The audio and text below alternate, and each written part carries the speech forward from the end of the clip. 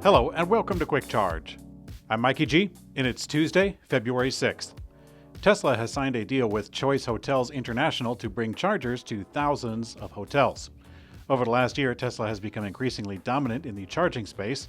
It's not like it wasn't already, but with the NACS becoming the standard in America, the release of the Universal Wall Connector has contributed to that too, so Tesla is now pretty much top dog for the foreseeable future. After signing 20,000 unit deals with Hilton Hotels last fall, today Tesla has secured another charging deal with the hotel chain Choice Hotels International. They didn't specify how many charging stations would be deployed, but they did mention 4 or more chargers per hotel, and currently they operate over 7,500. Tesla has expanded its advertising effort and is even now starting to advertise on Twitter.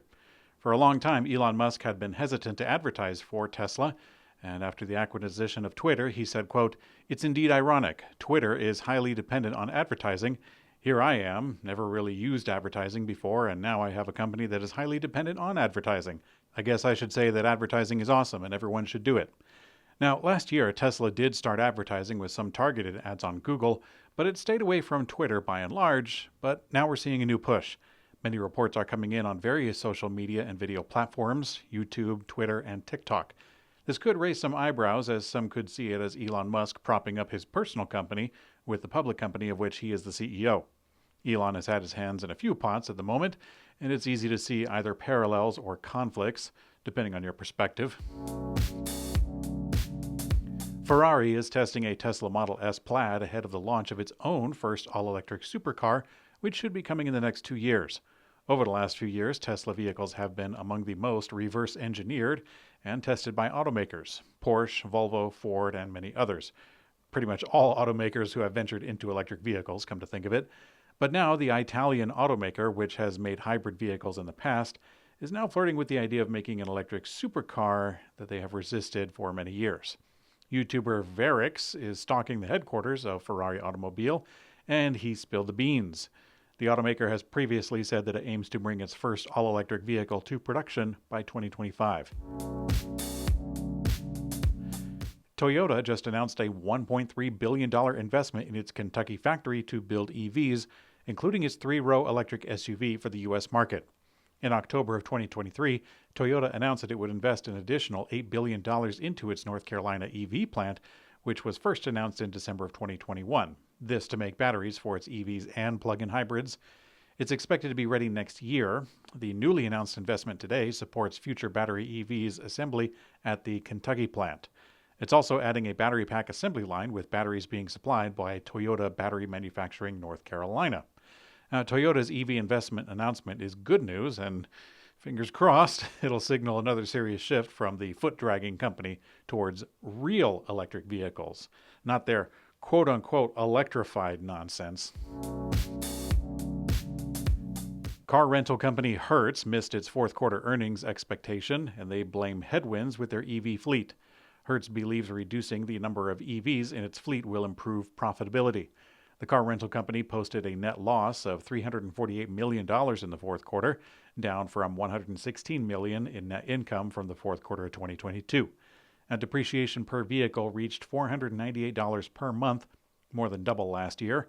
Hertz announced that last month it was selling about 20,000 of their Teslas, which plan to invest some of that proceed back into gas-powered cars. Despite the earnings miss, Hertz stock is up 8% today. Investors love to hear about cost-cutting measures, and they lay out plans for improvement on financials. However, Hertz's business model is still high risk as the company owns the vehicles outright. The U.S.-China trade war is heating up as the Biden administration has signaled a warning that electric vehicles from China could pose a, quote, significant national security risk, mainly due to the huge amount of data that could be collected on vehicles. Now, aside from previous endeavors, the White House is preparing a separate executive order to prevent foreign adversaries from gaining access to highly sensitive personal data. Last December, the U.S. Treasury Department released a new list of guidelines for federal subsidies that exclude vehicles containing battery components made by a foreign entity of concern. That's a hands-off way of saying China. So we expect more things to come out as new cars roll in. The first all-electric Volvo EM90 officially rolled off the assembly line today. Volvo's EM90 is the brand's first electric minivan, complete with what they're calling a Scandinavian living room interior. Now, we'll have to give them the benefit of the doubt, knowing that the propulsion system is entirely based on the Chinese platform that also underpins vehicles from Lotus, Polestar, and Zeekr. The Volvo EX90 is first going to be available in China, starting at what amounts to $114,000. It's kind of high. Deliveries will begin in March, but Volvo has yet to confirm where else the minivan will launch. In today's community comment found on YouTube, David WS5439, he appears quite intent that social media platform Twitter be called X. Let me tell you the reason why I call it Twitter.